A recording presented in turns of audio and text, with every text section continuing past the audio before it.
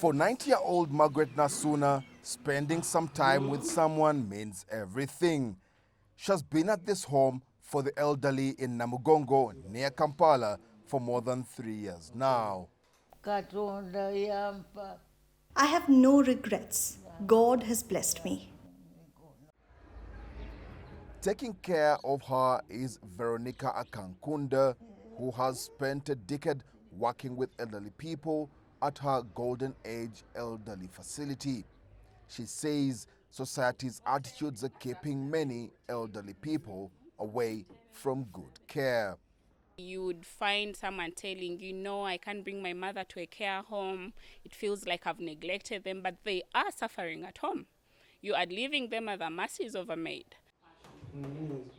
Studies find loneliness too leaves the elderly in despair. Boltos games are some of the activities that keep the elderly here active, but there is a lot more that goes into looking after people of advanced age. Families have to foot every bill for the care. For those without the resources, it is much more difficult, but the care remains critical. When you get to understand elderly care, you realize that this is a category that needs professional care because of the illnesses that they go through, because of the aging process. When someone ages, there are a lot of changes that happen to them. The population of elderly people in sub-Saharan Africa is projected to reach 67 million by 2025 and 163 million by 2050.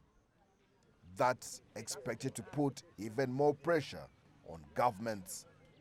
The relevant provisions in the national objectives and directive principles of state policy related to social protection mandate the state to make reasonable provisions for the welfare and the maintenance of the aged. With dedicated hands and facilities, there is still hope for elderly persons like Nasuna that they can still keep happy and grateful for each day. Leon Sanyange, CGTN, Kampala, Uganda.